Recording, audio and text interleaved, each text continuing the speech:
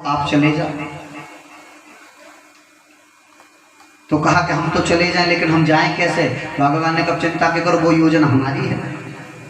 भगवान ने गोपी से कहा कि गोपी एक काम करो, हमारी जो कलाई आपने पकड़े ना, इस हाथ में दर्द हो रहा है, एक काम करो दूसरा हाथ पकड़ लो। गोपी ने कही दारी कि तू चाहे जिसको मर्जी हाथ पकड़ दो, तुझे हाथ ना दूसरा हाथ दे लगा तो छोड़ूंगी ना।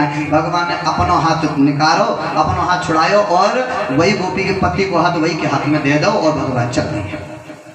अब गजवर को तो घूंघट मारो वो है, और क्योंकि आपको मैं पहले बता दूं, पहले जो साड़ियाँ होती थी बड़ी मोटी मोटी होती थी, जिससे कि दिखाई नहीं देता था, सिर्फ उतना ही दिखाई देता था जितना रास्ता जो चल रहे हैं। आजकल की तो ऐसी साड़ियाँ हैं, घूंघट मारो तब भी ठीक हो, नहीं मारो तो और ज़्यादा ठीक। हाँ, क्योंकि पता ही नहीं लगा है कि घूंघट मारो है कि नहीं मारो। हाँ, आजकल तो ऐसी साड़ियाँ हैं, लेकिन पहले बड़ी मोटी मोटी साड़ियाँ होती थी। तो आज गोपी लेकर के पहुंची, आवाज लगा लगी, जसोदा, अरे जसोदा, तू बड़ो कहता थी तेरो लाला माखन नहीं चुरावे, तेरो लाला माखन नहीं खावे, देख तेरे लाला में रंगे हाथ पकड़ के लाई हूँ। पता नहीं तेरा कौन सी घड़ी में या लाला को जन्म दयो जो ऐसे ऐसे कर्म करे हैं। हमारे घर में रात में घुस जावे है, माखन चुरावे है, मटकियाँ फोड़ देवे है, हमें तो ऐसा लागे जब ये लाला तेरे पेट में होगा तेने ऐसे कर्म करे होंगे, तभी ये लाला में ऐसे कर्म आए। ऐसे ऐसे मैया को गालियाँ देने लगी।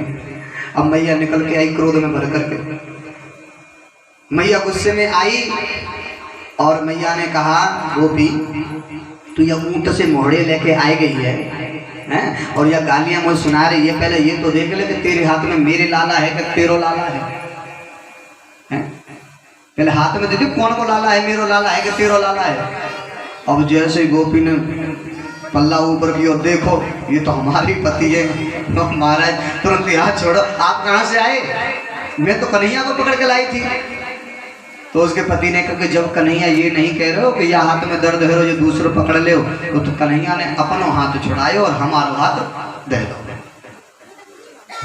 गोपी हंसने लगी, कहने लगी भैया तेरो लाला बड़ो चंचल है, बड़ो उत्पाती है, बड़ो उद्यमी है, देखे अपनो हाथ छुड़ा के मेरे पति को मेरे हाथ में हाथ दे गए, ऐसा ये तेरो लाला है।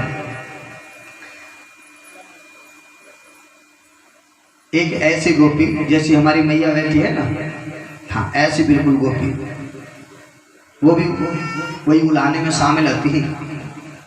हाँ मैया, तो मैया ने कहा गोपी वो सब बात तो ठीक है, चलिए ये उलाहनो देने आई, ये उलाहनो देने आई, इनकी तो बात समझ में आ रही है, तू इतनी बड़ी बूढ़ी है, तू काहे आई है? मैया कहने लगी वो बता भी मुझे शर्म आ रही है कि मैं बताऊं कि नहीं बताऊं।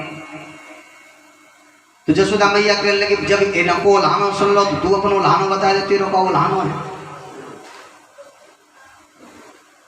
तो जो बूढ़ी गोपी थी उसने कहा कि मेरे पति को 55वां जन्म दिवस आयो, ध्यान से सुन, मेरे पति को 55वां जन्म दिवस आयो और मैंने मन में विचार किया कि आज सत्यनारायण भगवान की कथा करानी चाहिए। तो मैंने अपने घर को पूरे को गोबर से लीपो और लीपने के बाद में चौकी लगाई और मैं कसार भूनने के लिए चली गई। कसार जानते हैं ना? हाँ, वो आटे को भूना जाता है। कसार भूनने के लिए चली गई और जब कसार को भूनने लगी तो इतने में ही ये तेरो लाला आयो और बोलो भाभी आज तो घर से बड़ी सुंदर सुंदर खुशबू आ रही है, ऐसा क्या बन रहा है? तो कहा कि आज हमने खीर बनाई है, पूड़ी बनाई है, पुआ बनाए हैं, लड्डू बनाए हैं, आज हमारे घर में सत्यनारायण की कथा हो गई। तो तेरो लाला कह लो मैया भाभी भाभी आज मैं बड़ी जोर की भूख लगी है, कुछ खाने को दे दो। मैंने कहा ना खाने को नहीं मिलेगा, पहले कथा होगी, फिर ब्राह्मण खाएंगे, फिर बाकी बाद में मिलेगा। तो तेरो लाला कह लगो आगे अपने आपने हमारो निरादर कर दियो, यहाँ से देख लेंगे आज बहुत बुरा है वो। मैंने सोची बाला के कहा करेंगे, तो मैया ये गुस्सा है और गुस्सा होने के बाद में कहीं से तो कुतिया के पिल्ला उठा है और पिल्ला ला करके जो चौकी थी सत्यनारायण भगवान के लिए जो लगाई थी उसी पे कुतिया के 2 पिल्ला बिठाई और आवाज दी, भाभी देखो तुम्हारे भगवान आ गए। और जैसे ही मैं गई तो देखा कि चौकी पे 2 कुतिया के पिल्ला बैठे। भैया वो बड़ा क्रोध आया, बड़ी गुस्सा आई, लेकिन मैं गुस्सा को पी गई और मैया मैंने इनको फिर बहुत डांटा। पूरा घर मैंने फिर दोबारा से लीपो, फिर चौकी लगाई, फिर सत्यनारायण की कथा गई। और जब मैंने इनको डांटो तो इनने मुझसे कही, भाभी देख लियो आज तेरे साथ बहुत बुरा है। अब मैंने सोची बालक है, कहा बुरा करे, बालक ही तो है, तो मैंने बात को ध्यान ना दे। हम तो अपना संध्या भाई और रात्रि में खूब चकाचक पूरी पुआ खूब खीर खूब चकाचक भोग लगाया और रात को हम सोए। अब पूरी खाने के बाद में प्यास बड़ी लागे है, तो रात के 12-1 बजे के बीच में मेरे पति को प्यास लगी और उन्होंने पानी मांगा, पानी दे। अब अंधेरा तो था। अब मैं पानी लेने के लिए जब उठी तो मैया ये तेरो लाला पतो नहीं रात में कौन सी खिड़की से घर में घुस गो, और मैया मेरी चोटी और मेरे पति की दाढ़ी दोनों ने एक ही में बांधे गो, एक ही में बांध गो।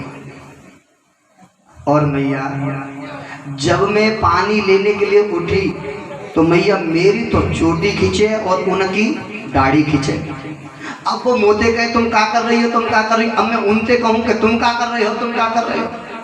अब मैया यही तुम क्या कर रहे हो, तुम क्या कर रहे हो के चक्कर में जब तक हमने दीपक जलायो तब तक तो मैया मेरी चोटी के आधे बाल साफ और मेरे पति की पूरी दाढ़ी साफ हो। हाँ मैया ऐसो ऐसो तुम ये तेरो लाला करे। बोली गोविंद भगवान की।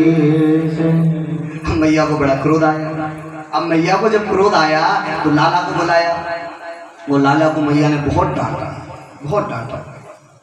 भगवान रोने लगे हैं और मैया कहती गोपियों से, गोपियों मेरो ये छोटो लाला है, अकेलो लाला है, गोपियों आप एक काम करा करो, आप लाला तुम्हारे घर आए ना जितना माखन खाए थालन दिया करो, और एक काम करा करो जितना तुम्हारे यहाँ से माखन खाए उससे 2 महीने माखन मेरे घर से ले जाया करो, लेकिन मेरे लाला को कभी गाली मत देना, कभी उल्टा मत बोलना, कभी कोसना मत, क्योंकि मेरा अकेला लाला है। गोपिया कहती मैया तू का सोच रही हम यहाँ तेरे लाला को बुलाना देने आई, गालियाँ देने आई? ना मैया गालियाँ देने नहीं आई हैं मैया, हमें तो बड़ो अच्छो लागे है जब तेरो लाला हमारे घर में आवे तो हमारा मन प्रसन्न है जावे है। मैया हम तो याद है उल्हानो देने आई हैं कि तेरो लाला हमने 2-3 दिन से देखो नहीं, लेकिन जब तक तेरे लाला को हम दर्शन ना कर ले हैं तब तक हमारे दिन ना बीते हैं, दिन नहीं गुजरे हैं। या से मैया हम तो तेरे लाला को दर्शन करने आए। रोज रोज हम तो से कहें कि जशोदा तू अपने लाला को दर्शन कराए दे, तो मैया 1 दिन करावेगी, 2 दिन करावेगी, तीसरे दिन कबू नहीं करावेगी। तो हम तो केवल दर्शन करने के बहाने, उल्हाना देने के बहाने तेरे लाला का दर्शन कर ले आ जाती है। बोले गोविंद भगवान की। इसलिए तो गोपियाँ कहती हैं, और यही बात हमारा भी होना चाहिए, गोपियाँ कहती हैं आज मोरे अंगना में